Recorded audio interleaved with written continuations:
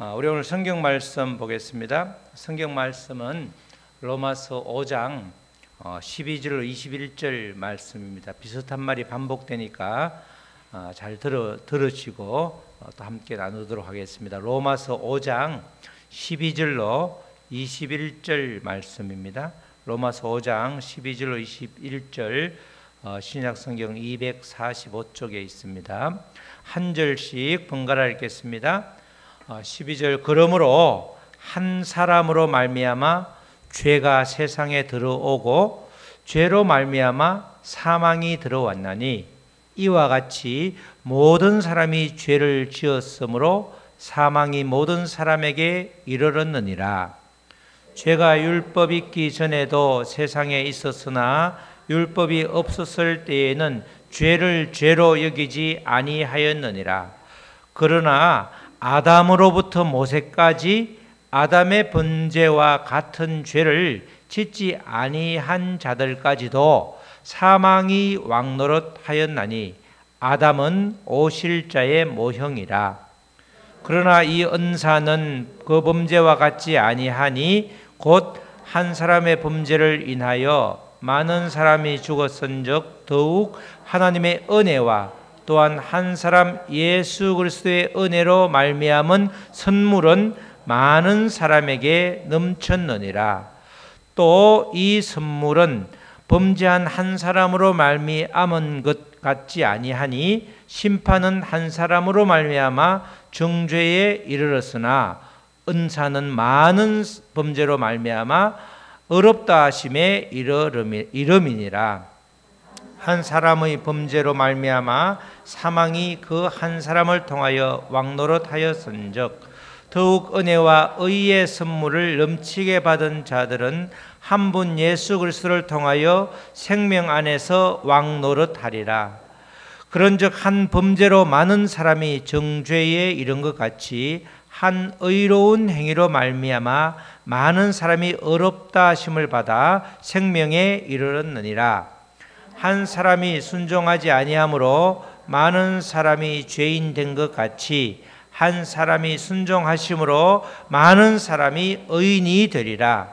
율법이 들어온 것은 범죄를 더하게 하려 함이라. 그러나 죄가 더한 곳에 은혜가 더욱 넘쳤나니 이는 죄가 사망 안에서 왕노릇한 것 같이 은혜도 또한 의로 말미암아 왕노릇하여 우리 주 예수 그리스도로 말미암아 영생에 이르게 하려 함이라. 아멘. 오늘 제목은 우리 다 같이 한번 읽겠습니다. 시작. 아담 안에 있는지 예수 그리스도 안에 있는지 점검하라. 아멘. 아담 안에 있는지, 내가 아담 안에 있는지 예수 그리스도 안에 있는지 점검하라는 거죠. 나의 실체를 말씀에 비추어서 잘 파악을 함으로써 더욱더 우리가 주님께 돌아올 수 있기 때문에 제목을 이렇게 정했습니다. 성경을 잘 이해하는 방법은 그 성경이 어떤 상황에 쓰여졌는지 그걸 정확하게 알아야 됩니다. 그리고 누구에게 쓰여졌는지, 특별히 신약 성경은 믿지 않은 사람에게 썼는지 아니면 믿는 사람을 위해서 쓰여졌는지 그걸 정확하게 아는 것이 중요합니다. 지금 우리가 나누고 있는 로마서 말씀도 마찬가지죠. 로마서가 기록될 당시에 그 상황을, 교회의 상황을 의외로 로마서 마지막 장 16장을 통해서 알 수 있습니다. 16장에는 바울이 문안하는 사람들이 열거되어 있는데 총 27명이 열거되어 있습니다. 그 사람들의 이름을 분석을 해보면 어떤 사람은 이 히브리 이름이고 어떤 사람은 헬라 이름이고 또 어떤 사람은 옛날에 우리 돌쇠 무슨 마당 무슨 쇠처럼 이렇게 소위 말해서 옛날로 말하면 상놈이죠.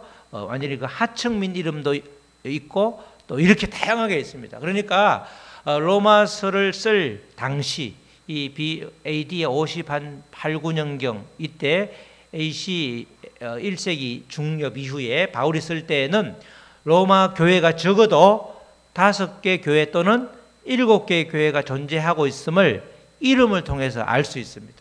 우리는 그냥 16장 그러면 그냥 이름 읽기도 힘드니까 넘어가는데 그 이름을 언어를 조금 알게 되면 그 이름을 분석하면 적어도 5개에서 7개 교회. 이게 로마서라는 것은 로마 교회에 쓴 편지인데 로마시에 있는 그 당시에 적어도 5개 내지 7개 그 교회, 7개 이상도 될 수 있죠. 바울 사도가 문안한 사람은 비중 있는 사람들이기 때문에 이름이 나왔지. 그 27사람의 70%가 이방인들입니다. 이방인들. 그만큼 이제 이방인들이 주류를 이루는, 로마서를 쓸 당시에는 주류를 이루는 그런 상황이었습니다. 그러니까 로마 교회는 유대인 교회, 이방인 교회, 또 그리고 자유인 교회 또는 노예 교회 이렇게 나뉘어져 있는 것을 볼 수 있죠. 전혀 우리가 닮아서는 안 되는 교회들입니다. 끼리끼리 모여 있는 교회는 결코 건강한 교회가 아닌 것이죠. 바로 그런 로마에 있는 교회에 바울이 편지를 썼는데 이 로마서의 정치적 배경으로 등장하는 가장 중요한 인물 중에 한 사람이 로마의 4대 황제 글라우디우스죠. 이 사람이 유대인 칙령을 발표해서 유대인을 전부 다 추방을 했잖아요.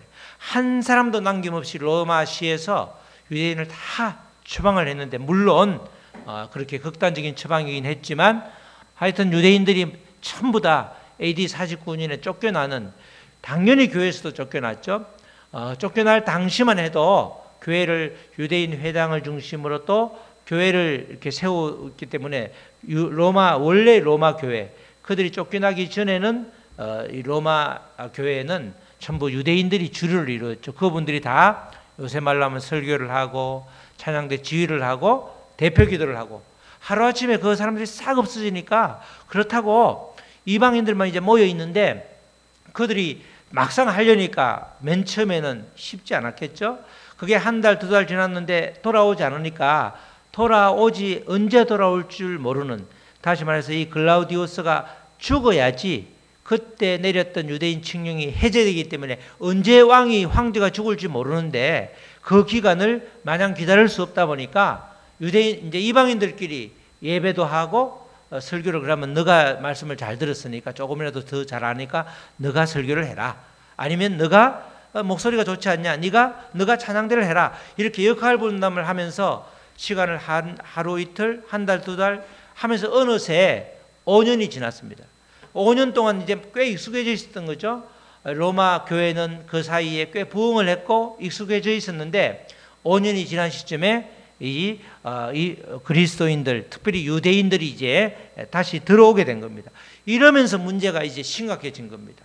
가장 중요한 것은 유대인 그리스도인이지만 여전히 유대인이었기 때문에 유대인의 관습을 버리지 못했죠. 정말 모처럼 정말 5년 만에 와보니까 교회가 너무너무 부흥해서 좋아서 은혜를 잔뜩 받고, 그 옛날에 내가 설교할 때 그렇게 듣고 있던 저 친구가 설교를 저렇게 잘하네? 너무너무 은혜를 받았는데 그 다음에 이어지는 교제 시간에 고기라고 맛있는 걸 먹어보니까 뭐예요? 그 고기가 돼지고기. 또 소고기를 줬는데 유대인식으로 레위기 율법대로 잡지 않은 소고기는 그들이 먹지 않기 때문에 맛있다고 먹었는데 먹다가 보니까 돼지고기니까 뱉어내면서 이제 문제가 생기기 시작하는 거예요. 하나하나 그들이 유대인의 관습대로 재단을 해보니까 그 사이에 5년 동안 너무너무 그들의 기준에 의해서 벗어나고 변질되었다고 그들이 생각하기 때문에 이건 아니다. 그래서 이제 싸우고 지지고 볶아가지고 유대인들만 떨어져서 유대인 교회를 만들고 이런 식으로 해가지고 바울이 편지를 쓸 때는 교회가 4분 5열 있는 그런 아주 혼란기에 있는 그런 교회에게 이제 편지를 쓰게 된 겁니다. 그래서 바울 사도가 정말 이들이 이 로마 전부 다 복음을 받아들이고 있는 로마 교회 사람들이지만 예수를 믿는다고 하지만 정말 믿는가? 그래서 의아해서 1장부터 3장까지는 전부 죄에 대한 이야기를 하고 있죠. 1장에는 21가지 죄를 이방인들을 향해서 너희들은 정말 죄가 이러이러한 죄를 범하고 있다. 2장에서는 거기에 더해서 플러스 유대인들에게 너희들은 정말 사람들을 판단하는 죄가 있다. 우리 판단하는 것도 죄잖아요. 이렇다 너희의 기준에 의해서 전부 다 아주 그냥 그들의 행위를, 선한 행위까지도 너의 눈으로 보면서 판단하는 그 죄가 더 크다는 겁니다. 그러면서 이제 3장으로 가서는 아니다. 너희들 유대인들도 이렇게 이방인들 포함해서 전부 다 죄인이라는 걸 정확하게 말을 해주고 있습니다. 로마서는 그러니까 복음을 잘 알고 있다고 하는 사람들에게 말을 하는데, 그래서 근본적인 처방은 이 혼란한 상황 또 믿음 없는 행동들을 바로잡을 수 있는 것은 오직 복음밖에 없다, 이렇게 말을 하는 거죠. 그래서 이제 로마서 시작하자마자 로마서 1장 2절로 4절 말씀이 복음이 무엇인지를 정확하게 이야기해 주고 있습니다. 로마서 1장 2절로 4절 중간에 긴 말은 생략하면 딱 앞에 주어와 주보와 서술부를 딱 남겨놓으면 이런 말이죠. 다 같이 시작. 이 복음은 우리 주 예수 그리스도시니라. 아멘. 똑같은 이야기인데 성경에서 구약 성경은 이야기를 통해서 우리에게 전달해 주는, 하나님께서 뜻하는 바를 전달해 주는데, 신약 성경에는 항상 정의를 합니다. 정의. 믿음은 그죠? 믿음은 보이지 않는 것들의 증거요, 뭐 이렇게 실상이다, 이렇게 말하고, 무엇은 이렇게 딱. 신약 성경은 특징이 헬라 사람들이 그런 걸 좋아하기 때문에 정확하게 그 당시에 문화를 반영해서 복음에 대한 정의를 하는데, 복음은 우리 주 예수 그리스도시다. 정확하게 복음을 이렇게 정의하고 들어갑니다. 그런데 보면 복음이 나의 복음이 되기 위해서는 반드시 먼저 전제되어야 되는 게 있죠. 뭐가 전제되어야 되죠? 내가 죄인임을 확실하게 고백을 해야 되는 겁니다. 제자 훈련을 저도 한 7, 8번 해보니까 특별히 40대 우리 집사님들이 힘들어하는 게 내가 죄인이라는 고백을 하기가 힘든 거예요. 내가 죄인이라는 게 이렇게 실감이 안 나니까, 복음이 잘 들어오지 않으니까, 이제 우리가 교회를 다녀도 말씀을 들어도 예수 그리스도가 복음이다, 이 말은 많이 들었는데 그것이 나하고 상관이 없는, 그냥 지식으로만 머물게 되는, 그죠? 인격적으로 주님을 만나야 되는데 지식으로만 예수 그리스도를 알게 되는 그런 수준에 머무르는 경우를 굉장히 많이 봤습니다. 그래서 우리는 복음을 위해서, 복음을 깨닫기 위해서는 죄라는 것, 이 죄가 무엇인지를 정확하게 알아야 되는 거죠. 조금 전에 말씀드린 것처럼 1장, 2장, 3장에서 그래서 죄에 대해서 자세히 열거한 다음에 우리 모두의 죄를 다시 한번 반복해 놓은 것이 로마서 3장 10절로 18절까지 말씀입니다. 이 말씀에는 기록된 바 이렇게 된 것은 전부 구약 성경에 이렇게 기록되어 있다는 거죠. 기록된 바 의인은 없나니 하나도 없으며 깨닫는 자도 없고 하나님을 찾는 자도 없고 다 치우쳐 함께 무익하게 되고 선을 행하는 자는 없나니 하나도 없도다. 그들의 목구멍은 열린 무덤이요 그 혀로는 속임을 일삼으며 그 입술에는 독사의 독이 있고 그 입에는 저주와 악독이 가득하고 입만 벌리면 저주하고 악독이 가득하고 험담하고 이렇다는 거죠. 그 발은 피 흘리는데 빠른지라 파멸과 고생이 그 길에 있어 평강의 길을 알지 못하였고 그들의 눈 앞에 하나님을 두려워함이 없느니라 함과 같으니라. 이게 1장 이방인의 죄, 2장 판단하는 유대인의 죄, 그리고 3장은 우리 모두의 죄가 이렇다는 겁니다. 한 사람도 의인은 없나니 한 사람도 없더라. 한 사람도 있어야 되는데 그렇지 않다는 거죠. 죄된 모습들을 아주 리얼하게 기록을 하고 있습니다. 정말 죄인 아닌 사람이 한 사람도 없다. 그걸 정확하게 알려주는 거죠. 그렇기 때문에 우리가 죄인임을 철저히 깨닫고 고백할 때 복음이 모든 문제의 근본적인 해결책이다. 그걸 인정하고 받아들이게 된다는 것입니다.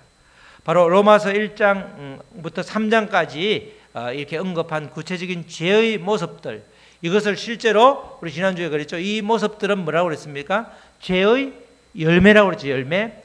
죄의 열매면 죄의 본질 뿌리는 따로 있고 그 죄의 뿌리로 인해서 이렇게 열매가 일어나는데 죄의 본질에 대한 정의가 정확하게 로마서 1장 21절에 나와 있습니다. 로마서 1장 21절 크게 써놨는데 다 같이 한번 읽겠습니다. 시작. 하나님을 알되 하나님을 영화롭게도 아니하며 감사하지도 아니하고 오히려 그 생각이 허망하여지며 미련한 마음이 어두워졌나니. 아주 굉장히 중요한 말씀이죠. 죄의 본질, 죄의 뿌리가 이것이라는 겁니다. 21절 이 뿌리로 인해서 우리가 험담하게 되고 사기를 치게 되고 사람을 죽이게 되고 말로 아주 하나님께 대들기도 하고 수많은 수백 가지 수만 가지가 이 로마서 1장 21절이라고 하는 죄의 본질, 죄의 뿌리에서 올라오는 열매라는 것이죠. 그래서 죄의 뿌리, 이 말은 다른 말로 하나님이 하나님 되심을 인정하지 않는 거죠. 하나님이 하나님 되심을 거절하고 내가 하나님이 되려고 하는 것, 내가 모든 상황의 주인이 되려고 하는 거죠. 그러니까 죄를 회개한다는 것은 다른 말이 아니라 하나님이 하나님 되심을 회복하는 것이 죄의 우리가 가장 중요한 회개인 것입니다. 그냥 죄의 열매를 회개하는 것도 중요하지만 가장 뿌리는 내 인생의 모든 것, 나의 시간이라든가 나의 생명, 나의 가족, 나의 물질, 이 모든 것이 나의 것이 아니라 주님의 것이라는 확실한 고백, 다시 말해서 하나님이 되심을 회복하게 해달라는 기도가 가장 근본적인 회개 기도인 것입니다. 그 기도를 하면 내 안에서 나의 주인이, 나의 생명의 주인이, 그죠? 나의 모든 것의 주인이 그 하나님이시다, 예수 그리스도다, 그게 분명하게 고백되어지면 우리는 죄에서 해방되는 겁니다. 거의 더 이상 죄를 짓는데 우리가 발 빠르게 움직이지 않게 되는 겁니다. 격가지를 아무리 쳐내도, 그죠? 아무리 쳐도 뿌리를 뽑지 않으면 그 다시 조금 있다가 또 다시 격가지가 나게 되고 오히려 더 많이 날 때가 많죠. 그래서 죄의 뿌리를 아는 것, 이게 굉장히 중요한데 죄를 회개하는 것은, 근본적인 회개는 하나님이 하나님 되심을 회복하는 것, 그럴 때 우리는 비로소 죄에서 자유로울 수 있는 겁니다. 이게 아주 중요하죠. 죄의 본질을 정확하게 로마서 1장부터 16장까지 있지만 한 구절 한 구절이 다 중요하지만 죄의 본질을, 죄의 복음에 대해서는 정확하게 1장 2절로 4절까지 복음은 예수 그리스도라고 말씀해놓고, 그리고 죄에 대해서는 본질이 정확하게 1장 21절에 하나님이 하나님 되심을 거절하는 것, 하나님이 하나님 되심을 인정하지 않는 것, 그게 가장 큰 죄다, 그게 죄의 뿌리다, 정확하게 이야기를 해놓고 있는 겁니다. 이렇게 이제 죄인의 모습들, 또 복음을 이야기하고 있는데, 특별히 바울 사도는 이제 오늘 본문 말씀이죠. 사람을 크게 두 가지로 분류하죠. 우리가 유대인들은 사람은 어떻게 분류하죠? 유대인과 이방인은 비유대인으로 분류한단 말이죠. 그런데 이 바울 사도는 사람을 한 부류는 아담 안에 있는 사람, 우리가 잘 이 내용이 그런데 명시적으로 이렇게 안 나와 있지만 아담 안에 있는 사람이 한 부류예요. 또 한 부류는 뭐죠? 예수 그리스도 안에 있는 사람. 바울은 예수 그리스도 안에 이 말을 수백 번 쓰고 있습니다. 전체 13권의 자기가 쓴 성경 중에서. 그래서 그만큼 중요한데, 이 아담 안에 있는 사람, 예수 그리스도 안에 사람, 이 분류는 정확하게, 이 부류는 분리되어 있죠. 때로는 아담 안에 있고 때로는 예수 그리스도 안에 있기가 힘든 겁니다. 우리가 늘 예를 들잖아요. 배를 떠날 때, 그죠? 육지에 발을 딛고 있는 사람이 배를 타서 완전히 타든지 아니면 육지에 남든지 아니면 떨어져 죽든지, 하여튼 배를 타든지 못 타든지 둘 중에 하나지, 그냥 배를 타고 가는데 멀어질수록 다리가 고무줄처럼 쭉 늘어져 가지고 이상한 사람이 절대로 되는 게 없죠. 그런데 마찬가지로 내가 아담 안에 있는 사람인지 지금 예수 그리스도 안에 있는 사람인지, 혹시라도 내가 아담 안에 있다면, 여전히 있다면 어떻게 할 때 예수 그리스도 안으로 옮겨지는지, 그 이야기를 지금 우리가 말씀을 통해서 나누려고 하고 있습니다. 사람은 태어날 때는 당연히 아담 안에 있는 사람으로 태어나죠. 다른 표현으로 말하면 원죄를 안고 태어난다, 이렇게 말할 수 있습니다.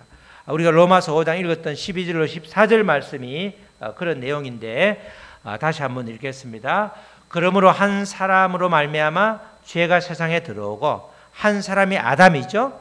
아담 한 사람으로 인해서 죄가 들어오고, 대표성의 원리라고 그러는데 아담으로 인해서 이제 죄가 세상에 들어오고 죄로 말미암아 사망에 들어갔나니 죄의 삭은 사망이죠. 죄는 반드시 사망으로 연결됩니다. 예외가 없습니다. 반드시 사망으로 연결되는데 이와 같이 모든 사람이 죄를 지었으므로 사망이 모든 사람에게 이르렀느니라. 아담 한 사람 때문에 우리도 태어날 때부터 죄인이 된 죄인의 모습으로 태어났는데 죄의 삭은 사망이기 때문에 우리도 사망할 수밖에 없는 그런 존재가 되었다는 것이죠. 13절 죄가 율법이 있기 전에도 세상에 있었으나 율법은 모세 때 들어왔잖아요.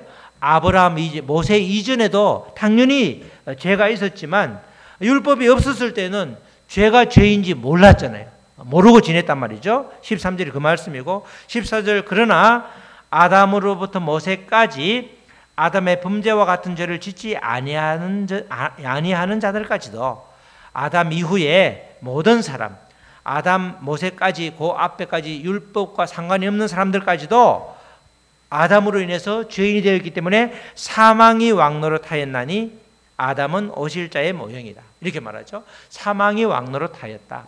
아담은 오실 자의 모형이란 말은 아담처럼 이 죄를 대표하는 사람이 아담이었지만 생명을 대표하시는 분이 예수님이다. 그 말이 이제 아담은 오실 자의 모형이라는 말에 포함되어 있는데 결국은 사망이 왕노릇한다. 이 말은 사망의 세력이 우리를 지배하고 있는 거죠.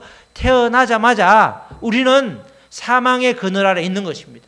그래서 어릴 때 보면 아이들이 너희 엄마 죽는다 그러면 애들이 막 무서워서 울잖아. 그죠? 나중에 어차피 다 죽는데도 불구하고 어릴 때 아무것도 모를 때는 엄마가 전부이기 때문에 너희 엄마가 이러면 죽어 이러면 뚝 끝이고 안 한단 말이죠. 그만큼 그 말이 다른 말로 우리가 성경적으로 말하면 사망이 왕노릇하는 존재다 이렇게 말을 하는 겁니다. 자연 상태에서는 너나 할 것 없이 모두가 다 아담 안에 있는 사람이 되는 겁니다.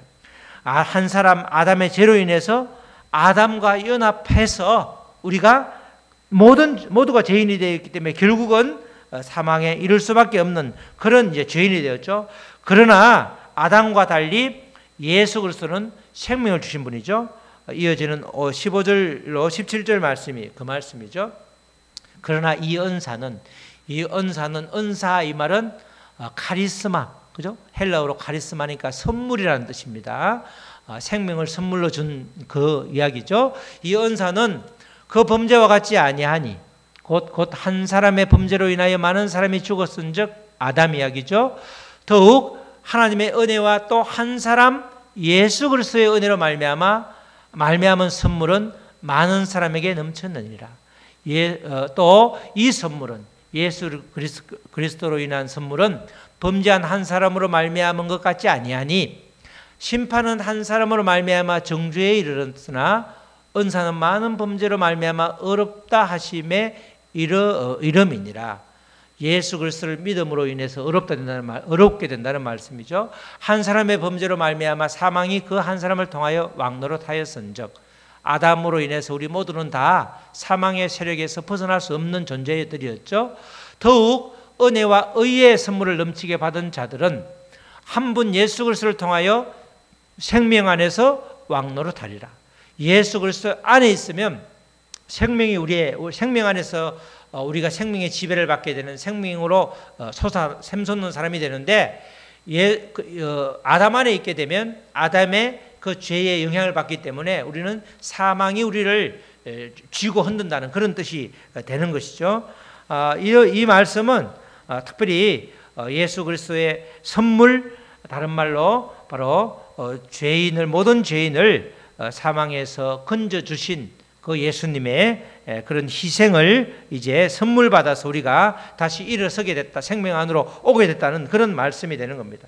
그래서 우리는 아담 안에서 예수 그리스도 안으로 완전히 옮겨와야 되는데 이제 그런 뜻을 방금 읽은 말씀이 이야기해 주고 있죠. 로마서에 의하면 아담 안에 있는 자, 그리스도 안에 있는 자는 적용되는 법이 다르죠. 아담 안에 있는 자는 뭐예요?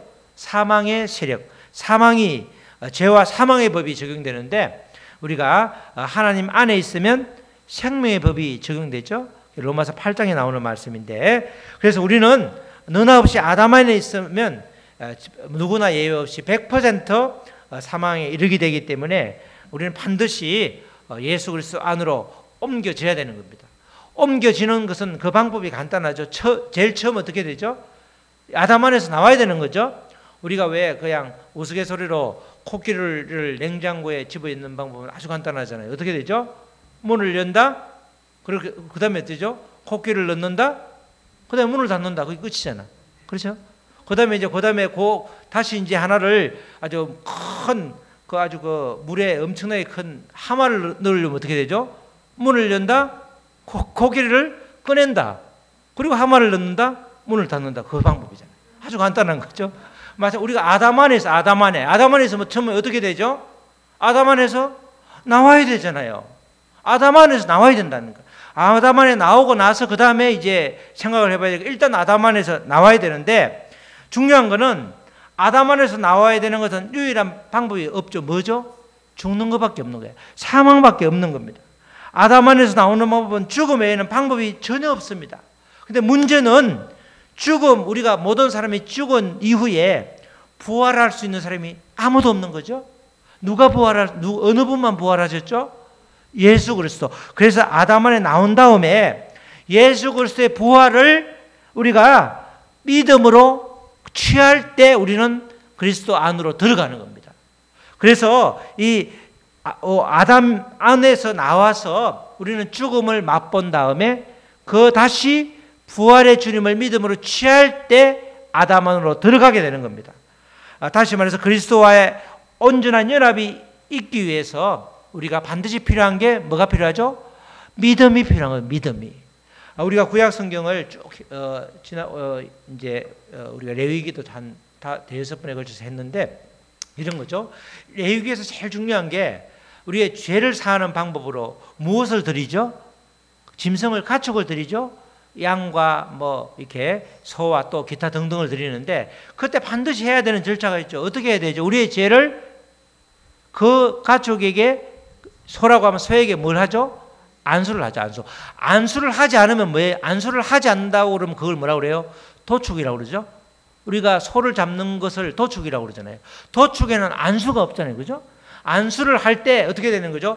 나의 죄로 인한 하나님의 진노가 그 소에게 전가되잖아요. 그걸로 끝이 아니라 반드시 우리가 제물을 드릴 때 어떤 제물을 드리죠? 흠이 없는 걸 드리잖아요. 그러면 안수할 때 상호 주고 가고 오는 게, 내한테서 가축한테 가는 거는, 소한테 가는 거는 죄와 하나님의 죄로 인한 하나님의 진노가 소에게 옮겨지고 소에게 있던 흠 없음이 나에게 오는 겁니다. 그래서 우리 때문에 흠 없는 제물을 요구하는 거예요. 나머지 화목 제물할 때는 흠이 있어도 괜찮죠. 다리가 저려도 관계없습니다. 그런데 반드시 우리의 죄를 속하기 위해서는 흠 없는 제물을 요구하는데, 흠 없는 제물을 요구하는 것이 안수할 때 나의 죄로 인한 진노는 옮겨지고 그 흠 없음이 나에게 와야 되는 겁니다. 그래야 내가 1년을 죄인이었지만 흠이 없이 살아갈 수 있는 거죠. 한시적으로 1년만 효과가 있기 때문에 내년에 또다시 우리는 모두가 죄를 지을 수밖에 없기 때문에 다시 가축을, 소와 양을 드려야 되는 거죠. 이처럼 안수에 해당되는 것이 믿음인 것입니다. 예수 그리스도를 믿음으로 취하면, 그죠? 예수 그리스도의 흠없음, 예수 그리스도의 완전함이 오죠. 그래서 우리는 믿음으로 어떻게 된다고 그러죠? 어렵게 된다. 믿음으로 우리는 흠없게 된다. 다른 말로 믿음으로 우리는 구원을 받는다. 똑같은 말이에요. 구원을 받는다, 흠없다, 우리가 의롭게 된다, 똑같은 말이란 말이죠. 반드시 어떨 때 안수에 해당되는 게 바로 뭐라고 그랬습니까? 믿음이에요. 믿음. 그래서 믿음을 통해서 우리는 예수 그리스도 안으로 들어가는 겁니다. 그런데 우리가 믿음으로 들어가야 되는데, 들어가는 사람은 전혀 이제 그 가서 누림이 전혀 다르죠. 우리가 아담 안에 있을 때는, 우리가 죄를 지었을 때 반드시 사망에 이릅니다. 아무도 보호해 줄 수가 없죠. 그런데 우리가 구원파들이 특별히 믿음으로 구원을 받는다 하고 말한 다음에 그 다음에 뭐라고 그러죠? 우리는 그 이상 죄를 회개할 필요가 없다고 그러죠. 죄가 없기 때문에. 그렇지 않죠. 믿음에 있는 사람이라도 죄를 지을 수 있잖아, 그죠? 죄를 지을 때 우리가 어떻게 되죠? 죄를 지을 때 옛날에는 아담 안에 있을 때는 아무도 우리를 보호해줄 사람이 없습니다. 아무도 없죠. 사망의 화살이 막 우리를 쏘아올 때는 그걸 막아줄 장치가 아무것도 없는 겁니다. 그래서 내가 맞고 나는 죽을 수밖에 없는데, 예수 그리스도 안에 있으면 그 아주 사망의 불화살이 온다 할지라도 누가 막아주죠? 흠없는 예수님이 막아주는 거야. 주의 보혈로 막아주는 겁니다. 막아주기 때문에 우리는 그 안에서 안전한 거죠. 대신에 우리가 신약 성경의 고린도 전서라든가 에베소서나 골로새서 보면 우리를 그리스도의 뭐라고 그래요? 우리를 교회의 몸이라고 그러죠. 예수 그리스도를 교회의 뭐라고 그래요? 머리라고 그러잖아요. 머리하고 몸이 붙어 있습니까? 떨어져 있습니까? 붙어 있죠. 그래서 우리가 예수 안에 있을 때 죄를 지면, 만약에 내가 간음을 했다라고 하면 내가 죄를 지으면 누구에게 영향을 미치는 거예요? 머리에게 영향을 미치는 거예요. 내가 간음을 했다 그러면 나로 인해서, 나의 간음으로 인해서 예수님으로 하여금 간음을 하게 만드는 꼴이 되는 거예요. 내가 험담을 하는 죄를 지었다 그러면 그 몸인 내가 죄를 지은 것이 머리인 예수 그리스도로 하여금 험담을 하게 하는 죄를 짓게 만든 게 되는 거예요. 그게 예수 안에 있으면 그게 깨달아지기 때문에 죄를 지으려고 해도 지을 수가 없는 존재가 되는 거란 말이죠. 비록 내가 죄를 지면, 몸인 내가 죄를 지면 머리인 한 몸인 예수님이 죄를 짓는 게 되네. 이게 세상에 무슨 일이야? 그죠? 그렇게 우리가 깨닫게 되고 모든 죄를 다 막아주기 때문에 안전하지만 마음껏 죄를 짓는 것이 아니라 조그마한 죄를 지어도 빨리 회개하면서 하나님 정말 제가 예수님을 욕보였습니다. 예수님에게 정말 이렇게 할 수 없는 불경한 짓을 저질렀습니다. 곧바로 우리가 회개할 수 있는 겁니다. 왜? 예수 안에 있기 때문에. 예수 안에 있으면 우리는 그렇게 되는 것이죠. 그래서 우리가 예수 안에 있으면 예수님을 이렇게 믿음으로 나와 예수님이 시간과 공간을 초월해서 연합되었기 때문에 더 이상 우리는 정죄함이 없죠. 그래서 로마서 8장 1절에 이렇게 말하고 있죠. 로마서 8장 1절에 다 같이 시작. 그러므로 이제 그리스도 예수 안에 있는 자에게는 결코 정죄함이 없다. 그래서 이렇게 말하는 겁니다. 정죄함이 없는 사람은 의를 행하기 때문이 아니라 오직 하나 예수 그리스도 안에 있기 때문에 우리는 정죄함이 없는 겁니다. 그리스도 안에 있으면 정죄함을 받지 않죠. 우리가 늘 말하지만 정죄는 심판으로 이어지기 때문에 떨어져 나가야 되는, 구원과 상관이 없이 되는데 예수 그리스도 안에 있으면 정죄는 받지 않지만 이제 징계는 받을 수 있는 것이죠. 그래서 아담 안에 있는 자, 예수 안에 있는 자가 엄청난 차이가 있는 것입니다. 정말 우리가 머리와 몸으로 된 교회의 몸으로 한 일체이기 때문에 더 이상 이제는 우리는 죄와는 상관이 없는, 죄가 스물스물 기어 올라올지라도 우리가 단절시킬 수 있는 그런 이제 사람이 된다는 겁니다. 이런 말씀을 이제 종합해 놓은 것이 오늘 5장 18절로 21절 말씀입니다. 그런즉 한 범죄로 많은 사람이 정죄에 이른 것 같이 한 의로운 행위로 말미암아 많은 사람이 의롭다 하심을 받아 생명에 이르렀느니라. 그렇죠? 아담의 범죄로 많은 사람이 정죄에 이르렀고 죄 때문에 죽음을 당했지만 이제 한 의로운 행위, 예수 그리스도의 십자가와 그 부활로 인해서 복음으로 말미암아 예수 그리스도로 말미암아 이제 우리는 믿음으로 의롭다 하심을 받았기 때문에 그 생명의 법을 지배받게 되었다 이 말이죠. 한 사람이 순종하지 아니함으로 많은 사람이 죄인 된 것 같이, 그러니까 아담의 불순종이었죠. 한 사람이 순종하심으로 많은 사람이 의인이 되었다. 우리는 다 의인인 겁니다. 율법이 들어온 것은 범죄를 더하게 하려 함이라. 그러나 죄가 더한 곳에 은혜가 더욱 넘친다니 이는 죄가 사망 안에서 왕노릇한 것 같이 은혜도 또한 의로 말미암아 왕노릇하여 우리 주 예수 그리스도로 말미암아 영생에 이르게 하려 함이라. 예수 그리스도 복음으로 말미암아 영생에 이르게 하는 것, 우리가 예수 믿는 목적이죠. 우리가 가끔가다 예수 믿지 않는 사람이 훅 치고 들어올 때가 있잖아요. 예수 왜 믿어? 이렇게 물으면 우리는 뭐라고 그래요? 복 받으려고 믿는 것이 아니라 우리는 영생을 허락해 주시면 믿는 거잖아요. 영생이란 말은 죽음을 극복하는 거잖아요. 죽음이 극복된 게 영생 아니에요? 영생을 우리가 누리기 위해서는 당연히 그 전제가 되는 부활을 누려야 되고, 그래서 예수님의 죽으심과 부활이, 그 2000년 전에 있었던 그 부활이 나와 온전한 연합을 이루기 위해서 필요한 것이 바로 믿음이라는 거 아니에요? 그죠? 믿음이라는 거죠.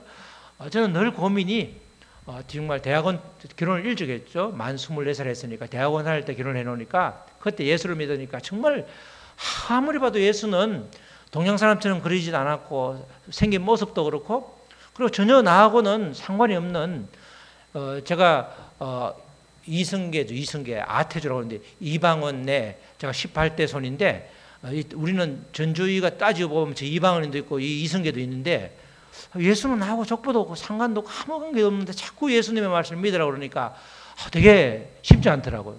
그래서 도대체 그분이 나하고 어떤 관계가 있는가, 그때는 어떻게 됐죠? 믿음이 전혀 없어서 그게 전혀 믿어지지가 않는 거예요. 근데 이게 우리가 그 예수님과 온전한 연합을 위해서 반드시 필요한 게 바로 믿음이죠.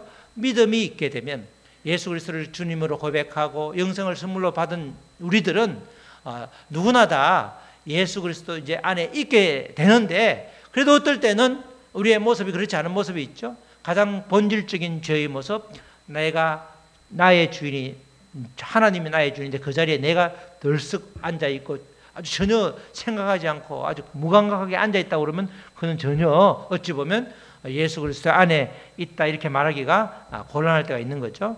어쨌든 우리 모두가 늘 믿음 안에서 이 부분을 이제 점검을 해야 되는 것이죠. 예수님을 주로 고백하면 누구나가 다, 그게 진짜로 고백하면 다 예수 안에 있는 거죠. 그 안에 설령 조그마한 죄를 지을지라도 이 죄가 바로 예수님으로 하여금 죄를 짓는 동일한 것이다라고 생각하면 깜짝깜짝 놀라서 다시 돌아오겠지만, 우리가 예수님을 믿음으로 고백하면 모두가 다 예수님 안에 있는 것입니다. 근데 우리가 정말 참 믿음 안에 있는지, 정말 내가 예수님을 진짜 믿는지, 그래서 복음이 나를 변화시켰는지를 늘 뒤돌아 보라는 뜻입니다. 우리 사랑하는 성도 여러분, 신앙생활을 하면서 항상 내가 어디 있는지를 점검해야 되는 것이죠. 믿는 사람이라면 정말 내가 예수 그리스도 안에 있는지 그렇지 않은지를 늘 우리가 정확하게 진단해서 우리가 다시금 주님 안으로 돌아가야 되는 것입니다. 여전히 예수 그리스도가 내 삶의 주인이 아니라면 우리는 우리의 신앙을 다시금 심각하게 점검해 봐야 되는 것입니다. 나의 삶의 주인이 예수 그리스도일 때 우리는 완전한 예수 그리스도 안에 있는 사람이 되고, 또 그 분을 이제는 지식으로 아는 것이 아니라 인격적으로 만나기 때문에 우리가 변화가 있게 되는 겁니다. 예수님을 만나면, 복음을 믿으면 반드시 변화되게 되어 있습니다. 변화되지 않는다면 엉터리죠. 엉터리 복음을 믿는 겁니다. 복음을 실제로 믿지 않는 게 되는 겁니다. 우리는 정말 변할 수 없는 존재가 맞는데, 복음이 나를 변화시키면 내가 완전히 엔진이 바뀌기 때문에, 겉은 포니처럼 보이지만 전혀 없지만 그랜저 엔진을 달았기 때문에 전혀 다른 게 되는 것이죠. 그래서 우리는 예수님을 인격적으로 만날 수밖에 없는 그런 이제 살아계신 하나님을 만나는 그런 존재가 되는 것이죠. 오직 예수님이 그리스도임을 믿는 그 복음으로 인해서 우리의 삶이 근본적으로 바뀔 때, 우리는 날마다 예수님이 주시는 생명의 말씀을 누리고 살아나는 겁니다. 얼굴이 환하게 살아나고 화장을 별로 하지 않아도 정말 얼굴이 피어올라서 너무너무 평안해 보이는, 다 객관적으로는 그 집이 평안할 수 없는 집인데 정말 아주 천전한 물결처럼 평안하다, 주님이 안에 계신 거죠. 주님이 변화시켜 주시고 주님이 영원한 생명을 주셨고 일하고 계시는 겁니다. 믿음을 통해서 이제 우리 예수 그리스도 완전히 연합을 이루므로써 그리스도 안으로 완전히 옮겨진 사람들, 그래서 조그만 죄일지라도 아주 민감하게 반응함으로써 우리가 이 땅에서 천국을 마음껏 누리는 저와 여러분 되시기를 주님의 이름으로 축원합니다. 아멘. 우리 말씀 우리 붙잡고 기도할 때에 정말 예수 그리스도 안에 있는 자로 정말 조그마한 죄에도 민감하게 살아가는 그 말씀이 나를 변화시키는 삶을 살 수 있도록 도와주시옵소서. 그리고 언제나 이 죄의 뿌리를 완전히 캐내서 거기에 속지 않도록 정말 내 인생의 주인이 주님이신데 그 주인을 나로 바꾸지 않도록 주님 도와주시옵소서. 우리 다 같이 한 목소리로 잠시 기도하시겠습니다. 하나님 아버지 감사합니다. 아버지 감사합니다. 정말 아버지 주님은 나의 모든 것입니다. 이 고백이 실제가 되게 하시니 감사합니다. 정말 아버지 예수 그리스도가 복음이라고 정확하게 아버지 정의를 내려놓았는데 또 아버지 그 가운데 아버지 죄에 대해서 정확하게 아버지 본질을 아버지 정의를 내려놓았습니다. 정말 하나님 되심을 방해하고 거절하고 아버지 인정하지 않는 모든 것들 그것이 죄일진데 그것을 뿌리를 뽑게 하셔서 온전히 아버지 죄 가운데 있지 않고 완전히 해방된 그래서 생명의 아버지 법으로 완전히 지배를 받게 되는 예수 그리스도 안에 있게 하여 주시옵소서. 아버지 내가 예수가 그리스도 안에 있는지를 날마다 증거하게 하여 주시옵소서. 하나님 아버지 감사합니다. 우리가 말씀을 통해서 정말 아담 한 사람으로 인해서 우리가 사망의 법을 아버지 법의 지배를 받는 그런 존재였는데 예수 그리스도를 생명의 주인으로 믿음으로 인해서 우리는 어렵다함을 받았고 또 구원을 받았고 흠없는 존재로 아버지 인침을 받아서 이제는 예수 그리스도의 안에 있는 존재로 아버지 바뀌었습니다. 여전히 아버지 아담 안에 있는 자로 아버지 머물러 있다면 아버지 온전한 믿음으로 아버지 다시금 그 원래의 자리 하나님께서 허락된 자리로 옮겨질 수 있도록 주님 도와주시옵소서. 감사하며 이 모든 말씀 예수님의 이름으로 기도드렸습니다. 아멘.